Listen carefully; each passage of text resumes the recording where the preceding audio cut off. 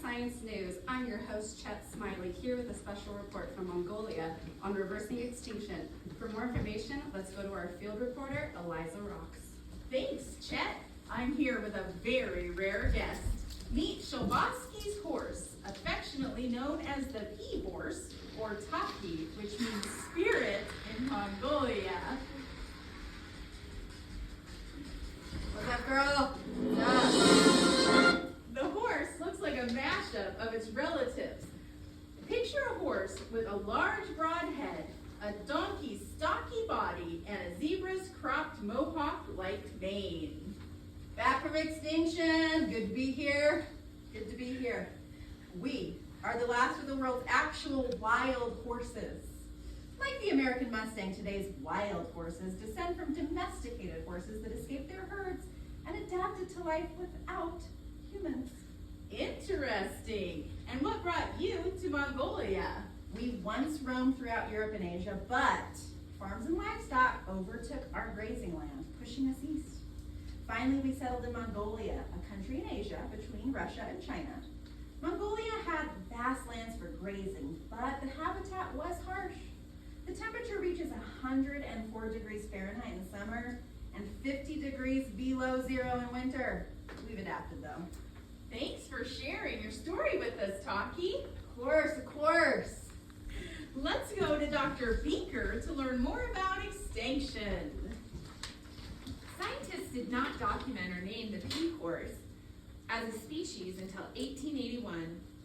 Sadly, in less than 100 years, the horse went from scientific discovery to extinct in the wild. A combination of factors led to their untimely end.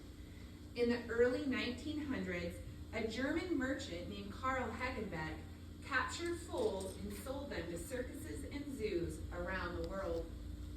In addition, Mongolians interbred them with domesticated horses, which reduced the number of purebred wild horses even more. Farmers and livestock continued to push them from their habitat. Finally, harsh winters led these wild horses to the brink of extinction. By 1970, pea horses were declared extinct in the wild. Wow, I can't believe they were almost extinct. So, how did humans reverse extinction? Exactly, Eliza. These once wild animals urgently needed human help, so conservation groups and zoos around the world committed to breeding them. In about 70 years, their numbers skyrocketed from only 31 living in 2 European zoos to nearly 1,000 horses living in 129 zoos in 33 different countries. One Swiss behavioral ecologist named Claudia Fett spent years breeding pea horses at a zoo in France and reintroduced a herd back into the wild in 2003. Today, more than 500 of them graze the Mongolian steppes due to help. With growing numbers, they have been reclassified from extinct in the wild to endangered. Thank goodness, and thank you for your time. As we've heard, committed scientists saved pea horses from extinction, but harsh winters, competition for land, and interbreeding with domestic horses still threaten the horses in Mongolia. To survive, they need ongoing help.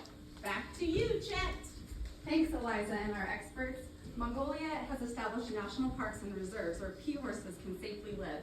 Second, scientists around the world continue to bolster pea horse numbers through captive breeding.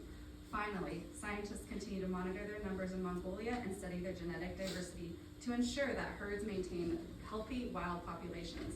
I'm Chet Smiley, and I'll see you next time.